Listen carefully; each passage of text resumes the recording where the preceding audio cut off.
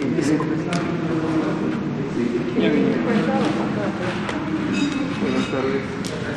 buenas tardes.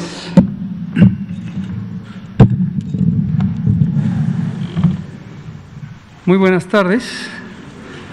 Hoy es viernes 16 de octubre de 2020. Son las 19 horas con 1 minuto.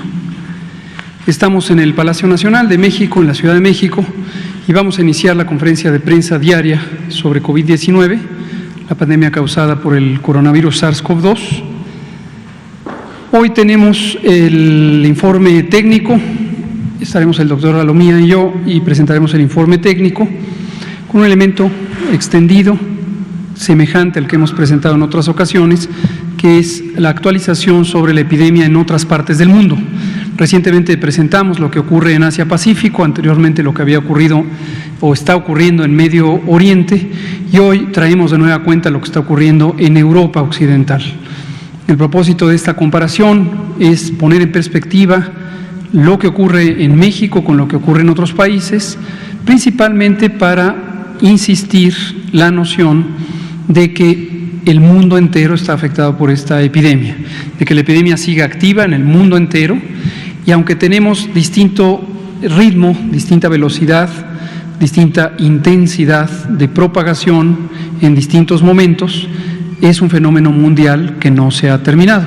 Por lo tanto, el mundo entero tiene que seguir actuando de una manera coordinada hasta donde esto es posible y con atención a lo que ocurre en los distintos países.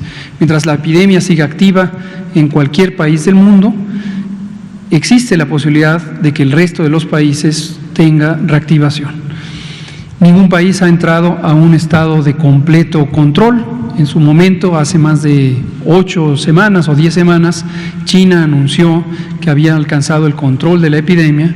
Sin embargo, en la medida en que existan actividad epidémica, brotes, epidemias en cada uno de los otros países, todos los países somos susceptibles de tener reactivación, si es que ya estamos en un periodo de control, o persistencia, si es que aún no estamos en un periodo de control.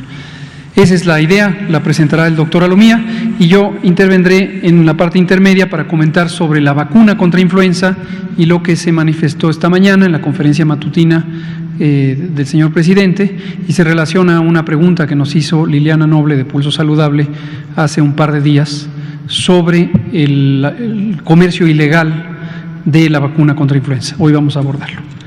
Por favor, doctor Alomía. Con mucho gusto, doctor López-Gatell. Muy buenas tardes a todas y todos.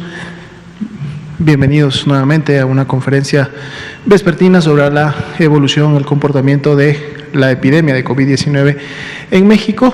Hoy es la conferencia vespertina número 229, ya del día también 139 de esta nueva normalidad caracterizada por las intervenciones del semáforo de riesgo COVID.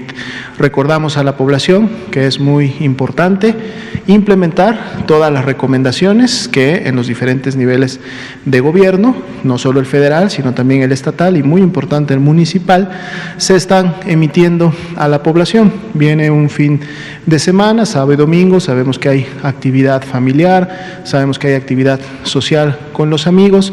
Recordemos y prestemos atención al nivel de riesgo en el cual nos encontramos en nuestra respectiva ciudad, en nuestro respectivo estado, porque eso en su momento nos debe de llevar a disminuir, a limitar estas actividades, o en los niveles de riesgo bajo, realizarlas, pero con todas las precauciones correspondientes en relación a siempre mantener y guardar la sana distancia, siempre estarnos lavando las manos de manera constante, aplicar la etiqueta respiratoria, es decir, toser y estornudar en el ángulo interno del codo, o si tenemos a la mano un pañuelo y si este es desechable, mejor, y el uso del cubrebocas, sobre todo cuando estamos en espacios cerrados y en donde no podemos precisamente guardar la sana distancia correspondiente. En la medida que podamos todas estas actividades implementarlas como nuevos hábitos en nuestro día a día, día y a todo lugar donde vamos y todas las actividades que realicemos, vamos a estar contribuyendo no solamente en lo personal, sino de manera colectiva, a todos juntos poder seguir frenando la epidemia en México. Vamos a ver los escenarios nacionales y las estadísticas actualizadas para esta noche. Aquí podemos ver nuestra curva de barras apiladas, donde están representadas las más de ya 2.160.000 personas que han sido clasificadas como casos sospechosos y por lo tanto notificadas al Sistema Oficial de Vigilancia Epidemiológica. Esto sucede en las unidades médicas, en las 32 entidades federativas, cuando una persona va, demanda atención médica porque está presentando signos y síntomas compatibles con la enfermedad.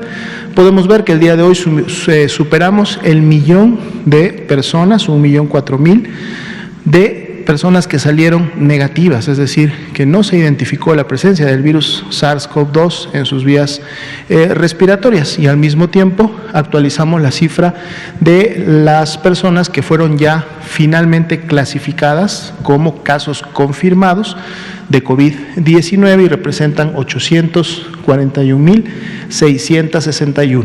Tenemos todavía un grupo de 44.558 personas en las cuales estamos esperando el resultado para ver cuál será su clasificación final, y asimismo, y como parte de este gran grupo de personas confirmadas, están aquellas que lamentablemente perdieron la vida a consecuencia de la enfermedad, que son para el día de hoy 85.704 que tienen un resultado positivo al virus SARS-CoV-2.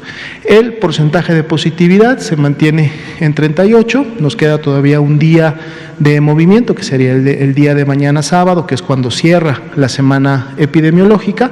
Si vemos las dos últimas semanas representadas, que son la 39 y la 40, prácticamente tuvieron un comportamiento muy similar, no solamente en relación a su altura, sino también a sus subcomponentes, es decir, a los tamaños de cada uno de sus grupos, confirmados, descartados y aún sospechosos. Sin embargo, el porcentaje de positividad mantuvo ese descenso observado, que prácticamente se viene dando desde la semana 29-30. Vamos a ver mañana cómo cierra la semana 40. Veamos la siguiente diapositiva. Tenemos aquí nuestros casos estimados, 977.687 para efectos de la estimación, en donde además de los confirmados integramos los aún sospechosos multiplicados por el porcentaje de positividad para cada una de las semanas. La diferencia entre la 39 y la 40 todavía tiene un descenso, vemos que es mínimo y que ha disminuido en relación a cómo abrimos el día domingo. Sin embargo, todavía se mantiene con un menos 1%, y bueno, podría haber una expectativa de una nueva meseta para el cierre correspondiente de la semana 40. Los descensos igual, con una tendencia descendente y un diferencial de menos 27% para las últimas 2 semanas, y nuestro indicador de casos activos estimados también está cerrando prácticamente en lo que se mantuvo en la última semana y media, que es de 4%, recordando que esta es la proporción de personas que realmente enfermó en los últimos 14 días. El resto de ellas, es decir, el 96% de las personas o de los casos confirmados u estimados, son casos que en su momento pues pertenecen ya al histórico de la epidemia en México, teniendo inclusive el dato que más de 612.000 de estas personas se han recuperado de la enfermedad. Veamos la ocupación y disponibilidad hospitalaria. El día de hoy toca presentar las proporciones por entidad federativa y la nacional. Continuamos en este 29% que hemos tenido en los últimos días para efecto de las camas generales, y ya veníamos desde principios de semana viendo cómo Nuevo León y Chihuahua, para efecto de las camas generales, eran las únicas 2 entidades que estaban rebasando el 50%, se mantienen todavía por debajo del 70%, que es el nivel de seguridad. Sin embargo, sí hemos visto un incremento incremento, aunque paulatino, pero incremento en estos últimos días. Hoy día alcanzan 56% de ocupación en ambos casos. Después, las siguientes 30 entidades federativas pues están con al menos la mitad de sus camas disponibles, y estados que hemos estado viendo ya varias semanas: Chiapas, Campeche, Yucatán, con disponibilidades bastante elevadas, inclusive por encima o cercano al 95%. Veamos la siguiente diapositiva, donde ahora tenemos las camas con ventilador para los pacientes más críticos. Aquí Chihuahua continúa nuevamente estando por encima de la mitad de sus camas, en este caso 54%, por lo tanto sería la entidad que al corte del día de ayer tiene al menos estos dos indicadores por encima del 50%, y además es la única entidad que tiene esta característica en relación a las otras 31. Vamos a estar lógicamente monitorizando esto de la mano del mismo estado, y vemos también estados con muy baja ocupación, inclusive destacando que en el caso de Campeche, al corte del día de ayer, no tenía ningún paciente hospitalizado en una cama con ventilador. Reporta 100% de disponibilidad y por lo tanto 0% de ocupación. Como sabemos, Campeche es el estado que alcanzó precisamente el nivel de riesgo más bajo, que está identificado por el verde, y de alguna manera esta tendencia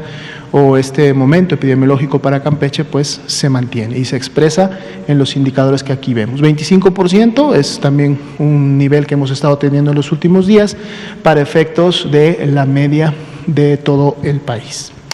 Vamos a ver ahora el grupo del panorama internacional europeo. Si podemos ver lo siguiente. Uno más, por favor. Sí, ahorita vamos a volver y enfocarnos a la parte de la vacuna. Aquí está, creo que hay uno anterior para ver un poco las comparativas. Uno más anterior, aquí mero. Muchas gracias. Como pueden ver ustedes, esta gráfica es una gráfica que habíamos estado utilizando en semanas, meses previos, precisamente para ver un poco el comparativo entre las diferentes regiones. Recordemos que aquí tenemos representados las epidemias activas, es decir, los casos en los últimos 14 días, para ver en qué regiones es donde se está concentrando la pandemia activa a nivel mundial. Si recuerdan, de las últimas veces que presentábamos esta gráfica, veíamos cómo América había ocupado el primer lugar. Esta columna de color rojo que siempre representó América estaba por encima del 50%, había llegado al 60%, y las otras regiones del mundo habían bajado inclusive por debajo de un 25%, estaban en un 20%. En las últimas semanas hemos estado presentando escenarios de países que precisamente pertenecen a la región Asia Sudoriental. El día de hoy vamos a presentar Europa, pero vean en este resumen de gráficas cómo estas dos regiones volvieron nuevamente a incrementarse, y en el caso de Europa está prácticamente en una tendencia ascendente que, de continuar, podría volver otra vez a alcanzar al continente americano, y quién sabe en un momento determinado inclusive rebasarlo otra vez. Y esto tiene que ver precisamente con los rebrotes o las segundas olas de transmisión que ha habido en los países europeos. Vamos a ver en la siguiente diapositiva.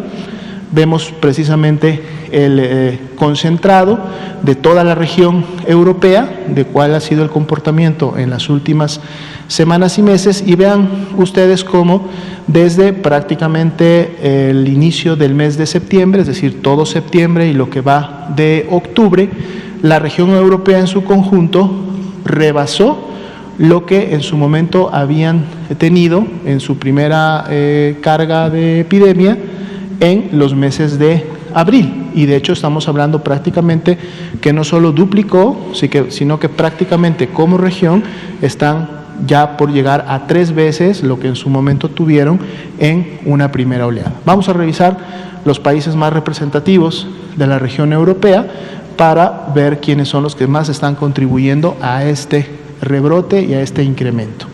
Si vemos la siguiente diapositiva, empecemos con Alemania. Alemania, digamos que no es de los países que contribuye de manera importante a estos rebrotes. De hecho, aunque tiene una tendencia ascendente muy acelerada, podemos ver una velocidad importante en las últimas 2 semanas, todavía Alemania no ha llegado a rebasar lo que significó en el mes de marzo y abril su primer pico. Sin embargo, esta tendencia ascendente que tiene y por la aceleración que lleva, podría en su momento indicarnos que en las siguientes semanas esto puede llegar a suceder. Vamos a estar viendo y veamos cómo es un incremento que de alguna manera inició paulatinamente desde fines de julio, primeros de agosto, y aunque llevaba una velocidad de transmisión no tan elevada, esta se ha exacerbado en las últimas 2 semanas. Es un comportamiento interesante en el caso de Alemania. Veamos el siguiente país. Aquí tenemos a Rusia. Rusia, vemos cómo en esta segunda oleada de contagios sí ya rebasó lo que en su momento significó el primer pico de contagios, su primer acme. Todavía no lo ha rebasado por mucho, es decir, no ha llegado a una duplicación en sí de esta cantidad o de esta magnitud de casos, más sin embargo vemos que su curva está todavía en la tendencia ascendente y que esa velocidad, la aceleración que tienen también es importante, lo cual nos pudiera pronosticar que al menos en las siguientes semanas esto pudiera todavía seguir y continuar hacia arriba. Sin embargo, de alguna manera Rusia tampoco, digamos, contribuye aún de manera importante a ese gran rebrote que vemos en el continente europeo, aunque tiene su carga de contribución. Veamos el siguiente país.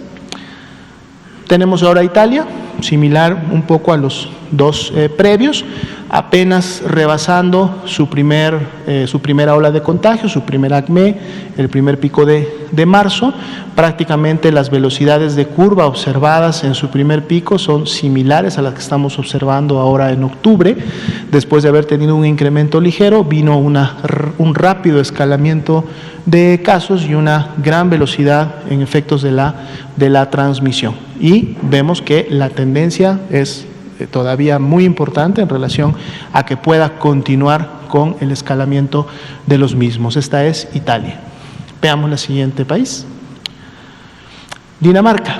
Dinamarca sí, ahora empieza entre los grupos de países que ya prácticamente han duplicado la primera carga de transmisión y de casos que tuvo en su primera oleada ocurrida en abril.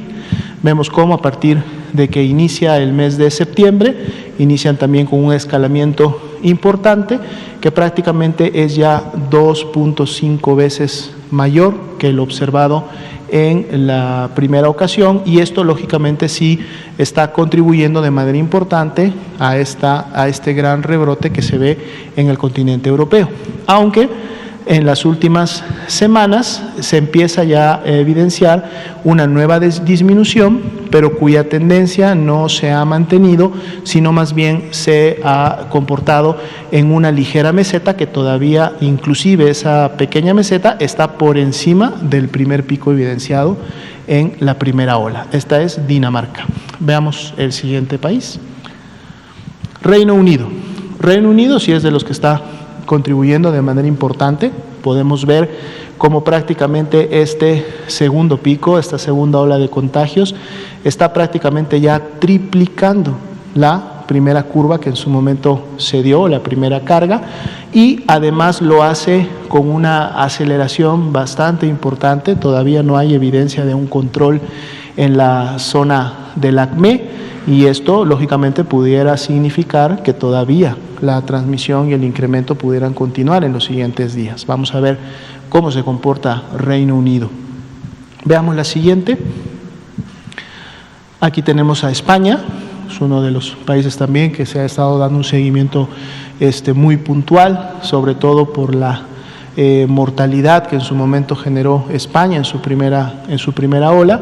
Aquí vemos cómo la segunda inicia prácticamente a fines de julio, y desde que inicia mantiene una tendencia ascendente importante que no paró prácticamente hasta mediados de septiembre.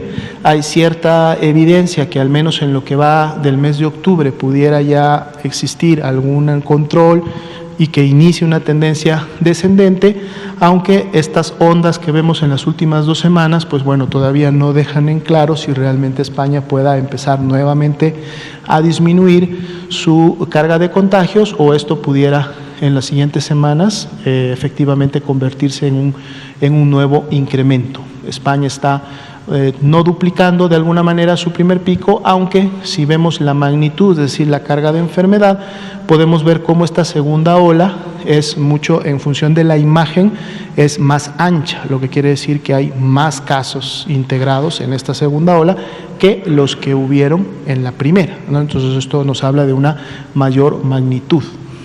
Veamos la siguiente. Aquí tenemos a Francia. Francia efectivamente o prácticamente está ya por cuadruplicar su primera ola.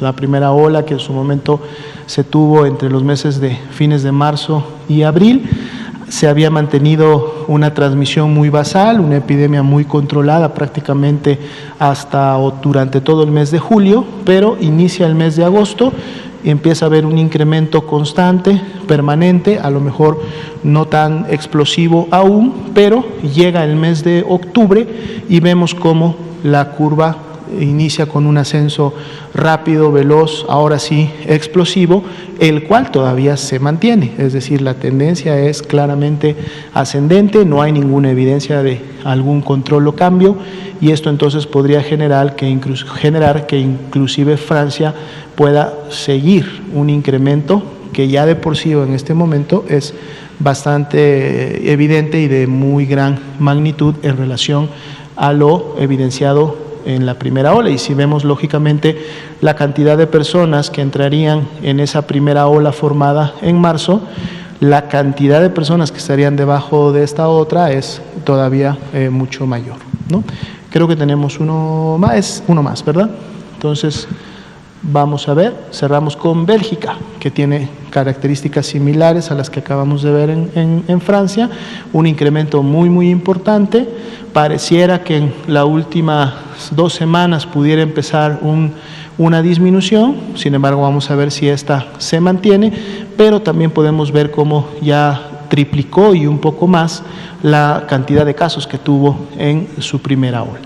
Importante la velocidad con que asciende a partir de que inicia el mes de octubre en un ascenso pues muy explosivo, muy importante. Y bueno, entonces todas estas imágenes que vemos de los diferentes países en Europa son las que en su conjunto han contribuido a este rebrote que vemos, y todos hemos escuchado en los medios cómo muchos de estos países han tenido que volver a implementar medidas que en su momento contribuyan a limitar esta transmisión. Muchos han tenido que volver a cerrar espacios públicos, a suspender eventos sociales, eventos de concentraciones masivas, están tomando nuevamente medidas de cierre como tal.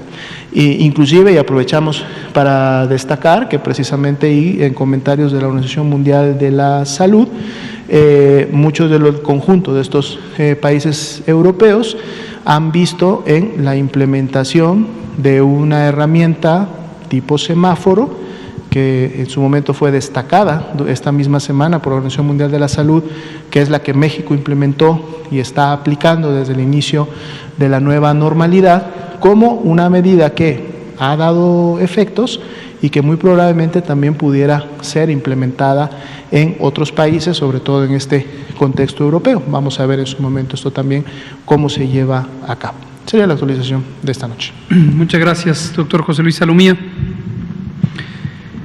Pues ese es el informe técnico. Como ya dijo el doctor Alomía, destacamos la importancia de visualizar comparativamente la epidemia en México. Desde luego preocupan a todas las personas en el mundo y a la comunidad de salud pública las realidades que se viven en cada región y en cada país. Por un lado, porque, como decíamos al inicio, nos hacen ver con claridad el carácter masivo de esta epidemia, el carácter de pandemia. Pan quiere decir todos los países del mundo están afectados. Pero lo segundo es porque, todavía no me ponga eso, porque tenemos que visualizar los riesgos desde mayo y todos los meses, hemos estado insistiendo en el riesgo de un rebrote en México, de un repunte, de un cambio en la tendencia. Por ahí algunas personas he visto en redes sociales y otros mecanismos de comunicación que no han tenido clara la nomenclatura y entonces les preocupa que se hable de rebrote cuando no ven todavía un estado de control absoluto de la epidemia. No hay que confundirse. Rebrote significa un cambio en la trayectoria de la epidemia. Si me pone una de las que comentó el doctor Alomía, solo para ilustrarlo, veamos la de Rusia e identifiquen ustedes eso. Cuando vemos las distintas trayectorias de la epidemia, según lo que mostró el doctor Alomía, vemos algunas curvas epidémicas que aumentaron de manera explosiva y luego disminuyeron, por ejemplo, la de Italia, la de España, la de Francia, la de Reino Unido, y llegaron a un punto casi de control total.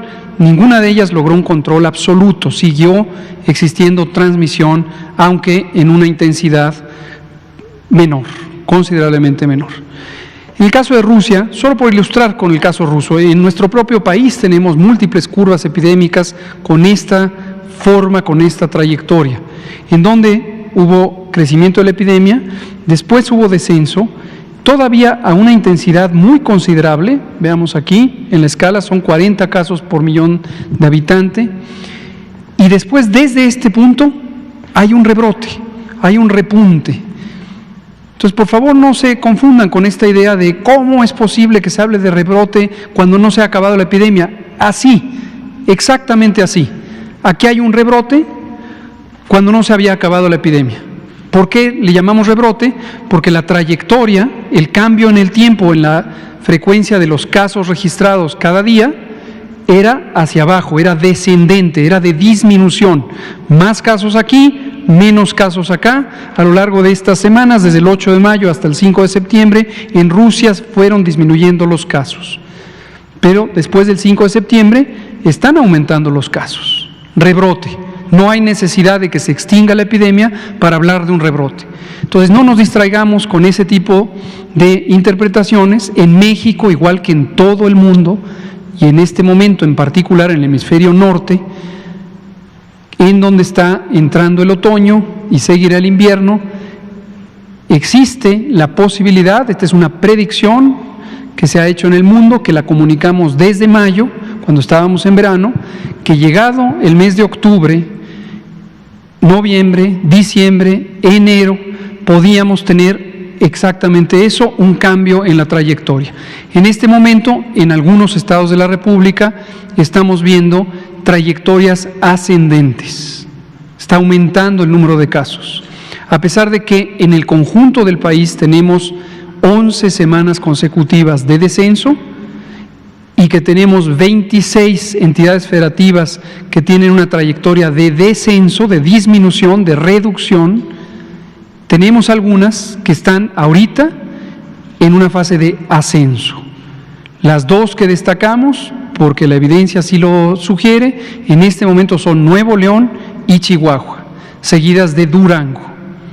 Son las que tienen de manera más clara una trayectoria de ascenso, de aumento en el número de casos.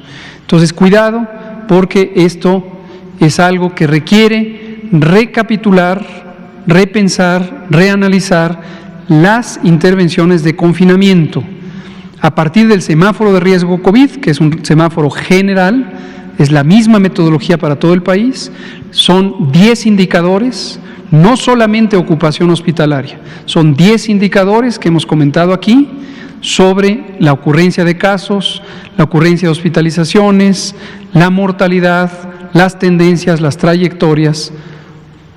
A partir de esos 10 indicadores, en cada entidad federativa hay que considerar con mucha cautela la trayectoria de la epidemia y considerar aumentar la precaución y no disminuirla con respecto al color del semáforo que refleja cualitativamente la magnitud del riesgo. Ahora sí, si es tan amable, el otro tema específico, el otro tema específico es la vacunación contra influenza. Recordar la vacuna contra la influenza, la campaña nacional en el sector público inició el 1 de octubre.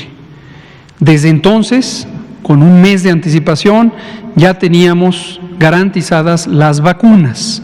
Y aquí quiero dar varios mensajes. Esta tarde, cuando venía en camino, escuchaba en una estación de radio que le hacían una entrevista a la directora médica de la empresa Sanofi Pasteur, que es la que le vende las vacunas al gobierno mexicano, la doctora Alejandrina Malacara Villaseñor, una médica muy destacada, amiga nuestra, comentaba con bastante detalle lo que está ocurriendo con las vacunas. La entrevistadora insistía en un tema anecdótico. Hemos visto gente que va al centro de salud y no encuentra las vacunas. Desafortunadamente la entrevista, a pesar de la elocuencia de la doctora Malacara, parecía estar distorsionando nuevamente el mensaje a una idea de que hubiera desabasto. No hay desabasto de vacunas contra la influenza en México. Compramos precisamente con esta empresa, Sanofi Pasteur, 36,5 millones de dosis de vacunas contra la influenza. Estas compras están garantizadas porque existe un contrato multianual que se estableció en 2015, en la administración pasada. Es un contrato de varios años que garantiza que Sanofi Pasteur le venderá a Birmex, la empresa pública, y a su vez Birmex a la Secretaría de Salud, vacunas contra la influenza. Entonces no se preocupen de especular si hay o no vacunas y si habrá o no desabasto. Están las vacunas. Ahora, tengamos claro, las vacunas no están en un refrigerador en cada centro de salud esperando a ser utilizadas. La empresa fabricante las va trayendo desde su centro de producción, que está en otras partes del mundo. La casa matriz está en Lyon, Francia, y desde ahí las van trayendo, y conforme van llegando en embarques programados, calendarizados, se inspeccionan por parte de la autoridad sanitaria, por parte de COFEPRIS, y se distribuyen a las entidades federativas, y al llegar a los estados en almacenes centrales, pasan a las jurisdicciones sanitarias y a los centros de salud. ¿Puede pasar que llegue una persona y en ese momento ya no haya vacunas? Sí, claro que puede pasar, porque la demanda ha aumentado, la expectativa es muy grande, lo cual es muy bueno. En todos los años previos era muy difícil que se agotaran las vacunas públicas, gratuitas, porque la gente no tenía un interés suficiente para ponérsela. Hoy, afortunadamente, hay un gran interés, parece claro que derivado de la conciencia que nos ha causado la pandemia de COVID.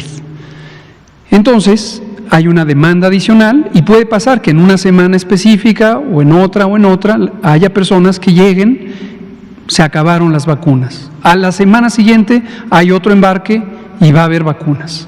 Entonces, por favor, comunicadoras y comunicadores, ayúdenle a México a que se concentre en lo que es relevante.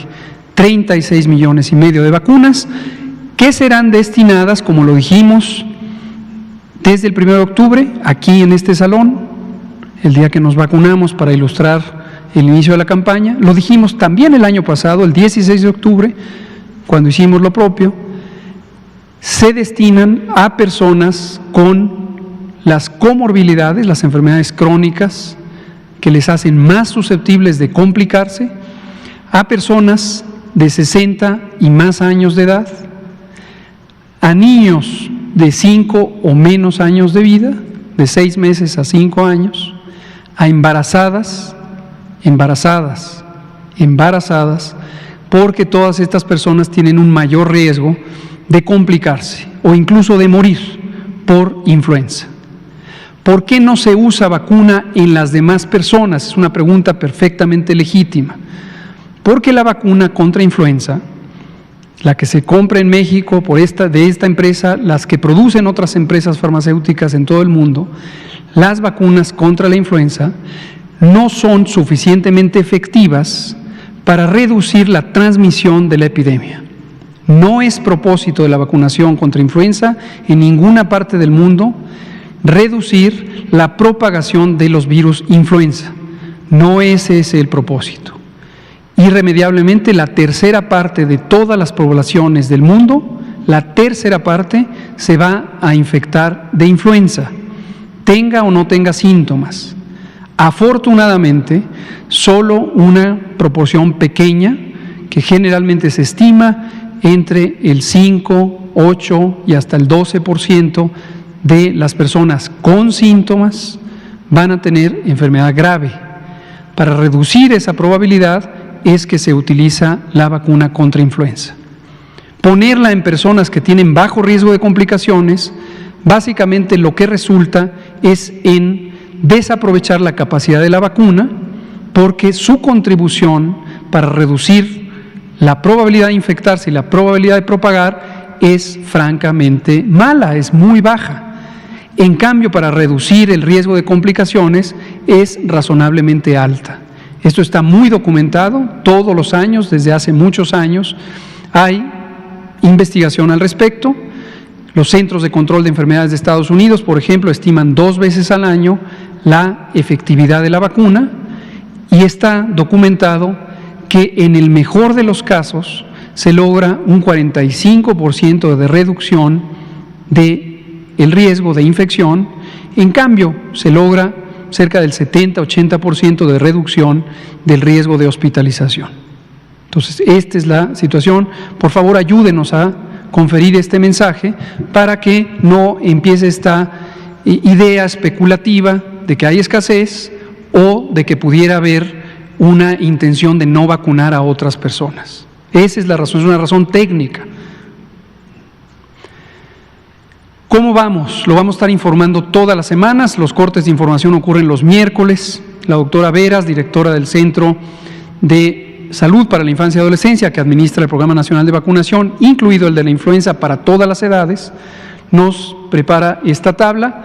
Y vean ustedes lo que se ha logrado de los grupos de atención, los grupos blanco, como le llamamos técnicamente.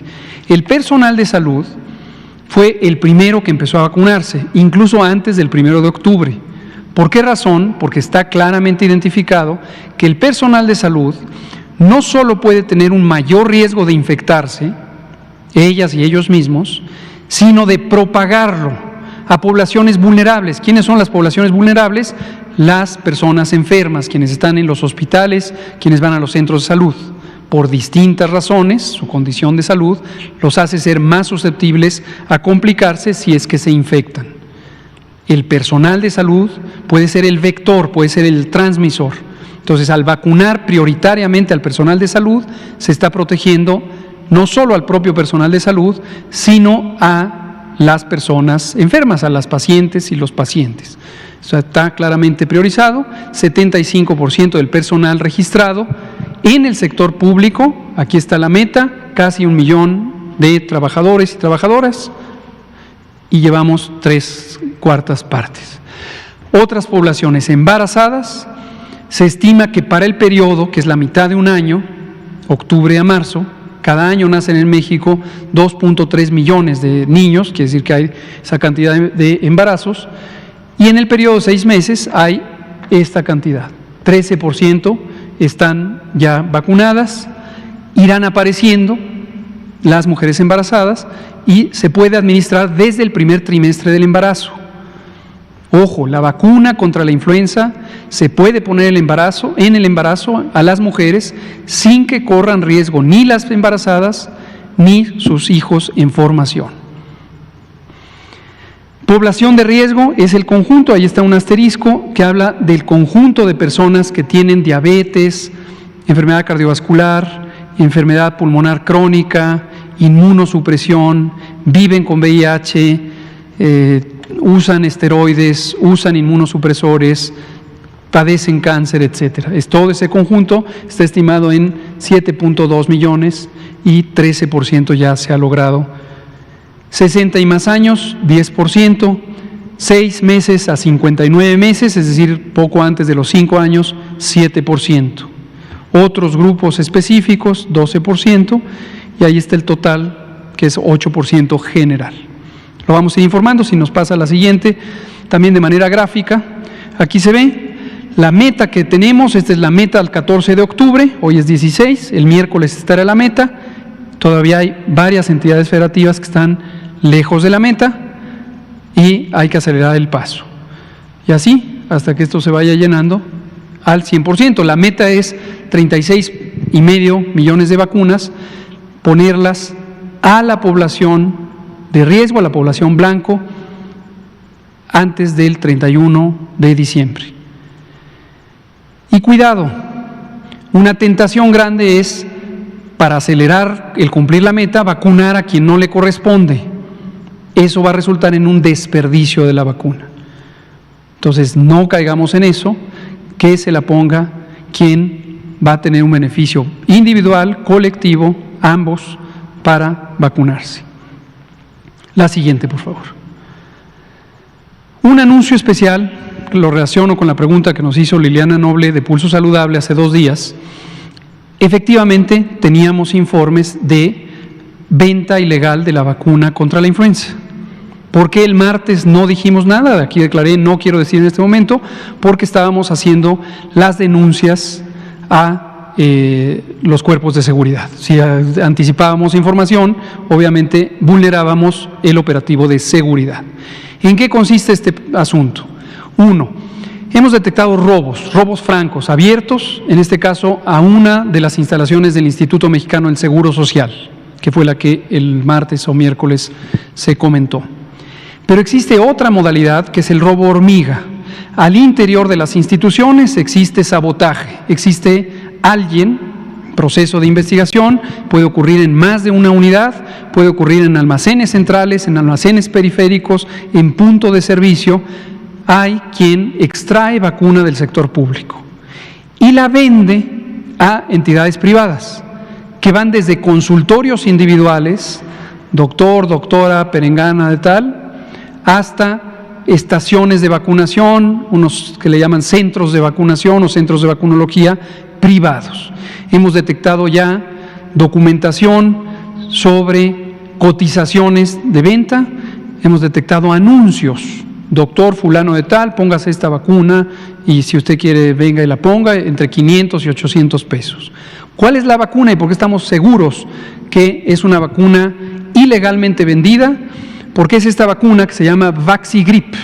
Vaxigrip es una marca registrada de Sanofi Pasteur de venta exclusiva al sector público.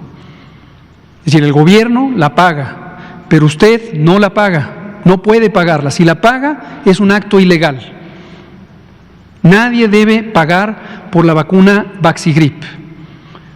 La venta de esta vacuna Vaxigrip es ilegal.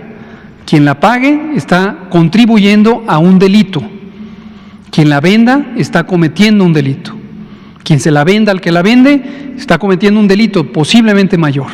Entonces, cuidado. La vacuna Vaxigrip en México es gratuita. Insisto en decir la marca para que nadie se confunda. Vaxigrip es la vacuna pública, es gratuita. Si usted le ofrecen esta vacuna, si usted va a ponerse esta vacuna, véala por favor. Memorice el nombre, Vaxigrip. Si a usted le quieren vender esta vacuna, es una vacuna robada. No hay más, está robada. Consecuencias para usted si va y se pone esta vacuna. Puede ser que la vacuna no conservó la calidad de la red de frío, que se calentó porque estuvo fuera del refri, porque no tiene una trazabilidad de su conservación, podría estar adulterada. Entonces, cuidado, hay un riesgo adicional. No solo que usted podría estar cometiendo un delito por comprarla, no solo que quien se la vende indudablemente está cometiendo un delito, sino que podría ser una vacuna no confiable en términos sanitarios. Podría ser una vacuna insegura si usted la recibe en una entidad privada. Si la recibe en una institución pública, se cuidan los protocolos de conservación en la red de frío. Vaxigrip no se vende. Ahora, punto y aparte, que no está en una diapositiva, aprovechamos para anunciar lo que Sanofi también ya denunció. Si quiere, quíteme esta para que no se confundan. Fluzone. No estoy haciendo promoción, estoy anunciando para que no haya confusión con la población. En México hay otra vacuna que fabrica el mismo laboratorio, Sanofi Pasteur, que se llama Fluzone. Fluzone cuadrivalente es una vacuna que se vende al sector privado. No se vende Fluzone al sector público o el sector público no compra Fluzone. Fluzone no está todavía disponible en México, en ningún consultorio médico, en ningún centro de vacunación, en ningún punto de servicio usted va a encontrar Fluzone legítima, porque los lotes de Fluzone están en el proceso de liberación por parte de COFEPRIS. El proceso de inspección y liberación ha seguido los cauces apropiados a partir del momento en que la compañía Sanofi Pasteur los presentó. También no se vayan a confundir pensando es que COFEPRIS lo está retrasando. No, en el momento en que se le entregó a COFEPRIS y siguiendo los procedimientos conocidos y establecidos, se está haciendo la inspección y la liberación para garantizar su viabilidad, su seguridad. Pero Sanofi ha determinado que no va a ocurrir que antes del 1 de noviembre esté Fluzone cuadrivalente al público que la va a pagar en el sector privado. Entonces, si a usted en este momento, durante octubre, le venden Fluzone cuadrivalente, es una falsa vacuna. Es una vacuna que podría estar adulterada, podría ser completamente anómala. Entonces, mucho cuidado. Y paciencia, por supuesto, si usted es una persona que no va a servicios públicos o no es derechohabiente de la Seguridad Social y generalmente compra en las farmacias o adquiere con su médica, su médico privados la vacuna contra la influenza, paciencia. A partir de noviembre la tendrá también en acceso en el sector privado. Esa es la información. Vamos a abrir entonces a preguntas. Empecemos con Liliana Noble, seguimos con usted y con usted, por favor. Buenas noches, Liliana Noble de Pulso Saludable. Tengo dos preguntas. La primera, doctora Lomía, veía en las gráficas de los países europeos y estuve haciendo como que cuentas y más o menos esta parte en donde bajó la transmisión son como más o menos unos 3 meses y no sé si estamos en esa como meseta de los 3 meses y después vuelve a repuntar. Entonces vi la parte del repunte que dura aproximadamente lo mismo, unos 3 meses. Mi pregunta es, ¿es una observación que pudiera darles un patrón de comportamiento de la epidemia, de la pandemia en el mundo? Y si es así, a lo mejor da tiempo o oportunidad de hacer ciertas cosas. Y mi segunda pregunta, doctor Gatell, justamente en estos países europeos se habla de que ahora son igual muy elevadas los contagios, pero la mortandad ha disminuido. ¿Eso a qué se debe? ¿Qué está pasando? Y si es un patrón que también se puede deber al comportamiento natural de la pandemia y pudiera pasar lo mismo en países como en América Latina, etcétera. Gracias. Gracias. Lo comentamos enseguida. Claro que sí, con mucho gusto.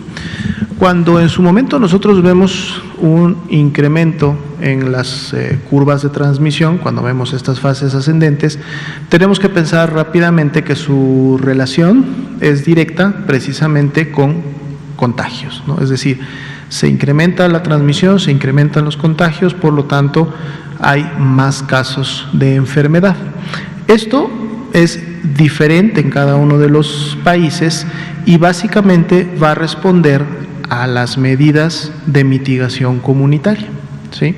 Entonces, no podemos tomar un patrón como de algún país o de alguna región en el mundo como una proyección o en su momento un pronóstico de lo que en forma o en tiempo pudiera necesariamente suceder en otro, o en este caso en México, porque esto precisamente depende de cómo estas medidas de mitigación para disminuir contagios y por lo tanto enfermos se hayan aplicado en cada uno de estos.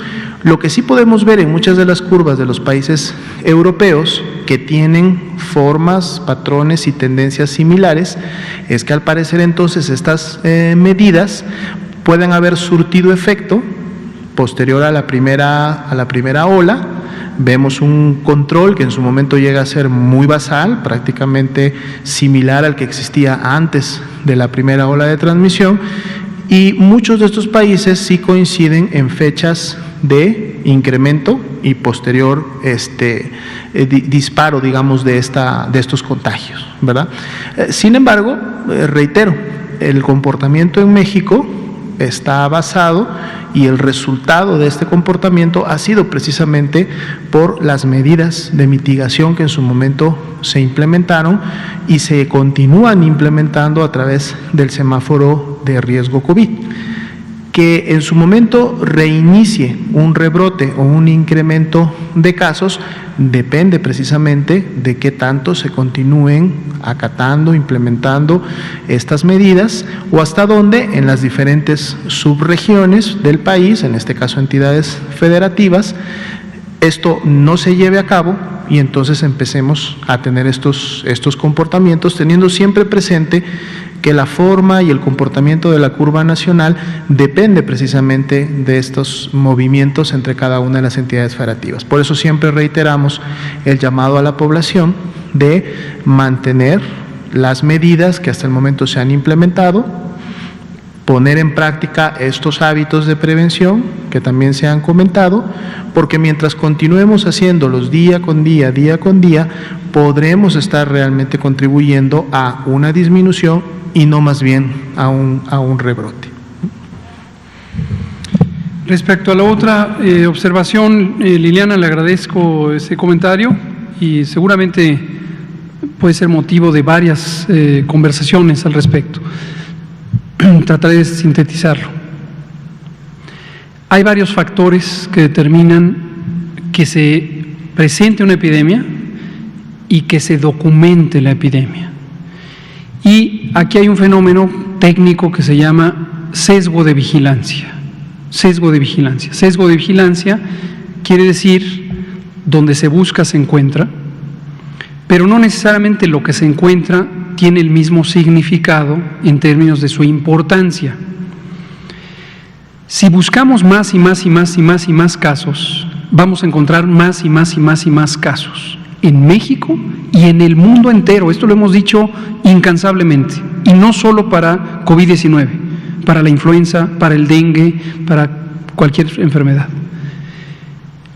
Hace un momento dije, la tercera parte de la población mundial y de cada uno de los países se infecta de influenza. Y en ningún país se documenta que la tercera parte de la población sean casos de enfermedad. Esto lo digo porque también en México ha sido repetidamente distorsionada la noción de que no se tienen las cifras reales, ni en México ni en el mundo. El propósito de la vigilancia no es documentar todos los casos, y hemos hablado del concepto de fenómeno inconmensurable, fenómeno que no se puede medir de manera directa. Y hace muchos meses hablábamos de un concepto que es un error metodológico suponer que solo lo que se ve existe, y al revés, que lo que no se ve no existe. Entonces, ¿qué está pasando en Europa? Que las modalidades de búsqueda de casos han cambiado y se están usando búsquedas intencionadas, lo cual es benéfico porque anticipa la detección, contribuye, favorece la interrupción de las cadenas de transmisión, pero también se encuentran casos cuyo significado médico, significado clínico, significado de enfermedad es relativamente leve, moderado.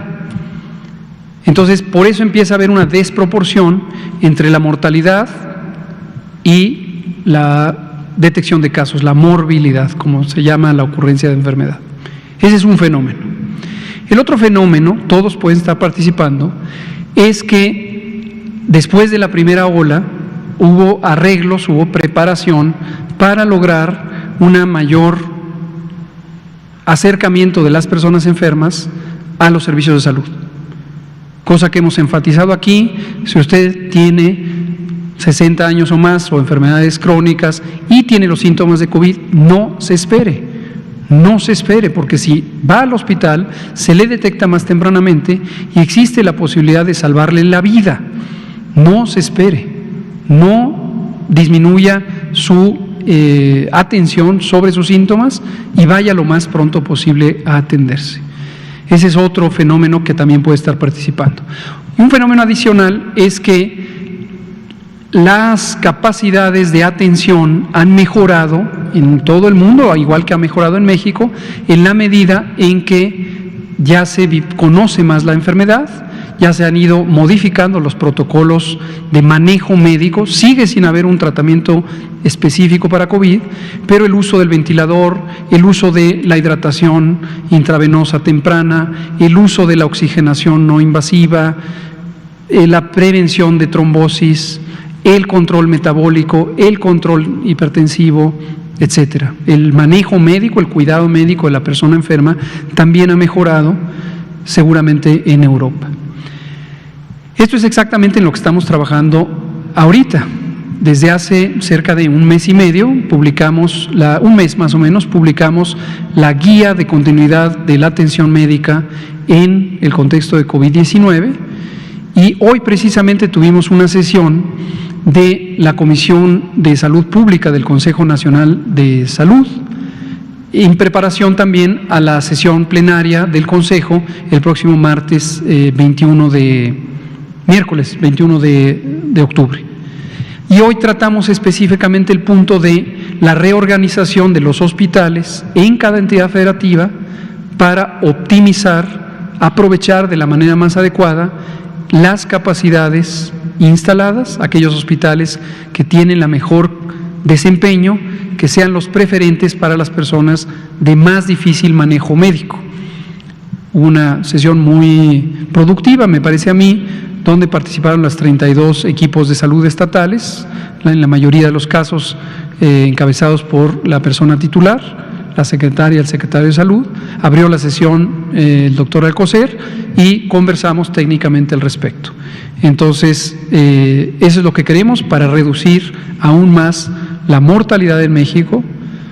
Insistimos, logrando que las personas lleguen más tempranamente y segundo, que el manejo médico sea el óptimo en esto. Esto lo había mencionado el presidente hace un par de semanas, por ahí salieron unas noticias que decían, le van a copiar a la Ciudad de México lo que está haciendo. No, no se le va a copiar a nadie.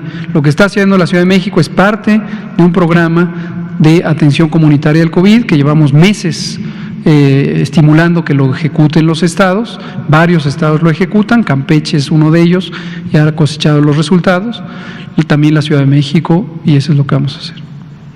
Muchas gracias.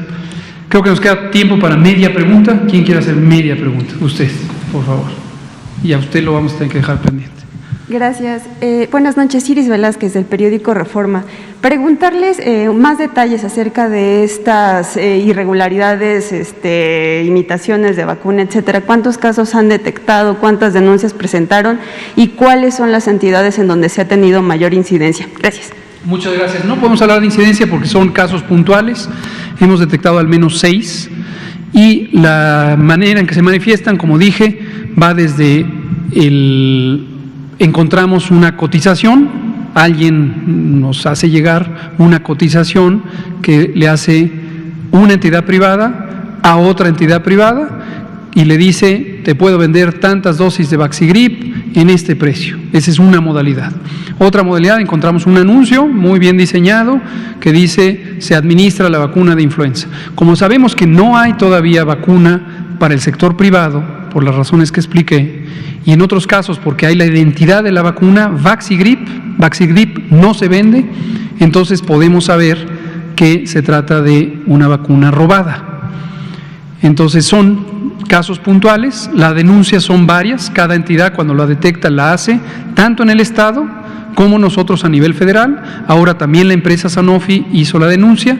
Hay 2 ramas de la denuncia, una es para la investigación pericial a los cuerpos de seguridad, en su momento va a las fiscalías estatales, y por el otro lado la denuncia a COFEPRIS para que emita las alertas sanitarias. Ya emitió una alerta sanitaria el día de ayer y a todo esto le estamos dando seguimiento integrado. Y también en el propio Gabinete de Seguridad, en las mañanas lo comentamos para que todos actuemos de manera coordinada. Muchas gracias Pues son las 20 horas en punto, hoy es viernes 16 de octubre, la epidemia sigue, la epidemia de COVID-19, aunque llevamos ya 11 semanas en descenso, en algunas entidades federativas la epidemia va al alza, Nuevo León, Chihuahua, Durango de especial interés, no son las únicas, pero hay que tener cuidado ahí y mantener las distintas acciones de prevención y control. Muchas gracias, nos vemos mañana.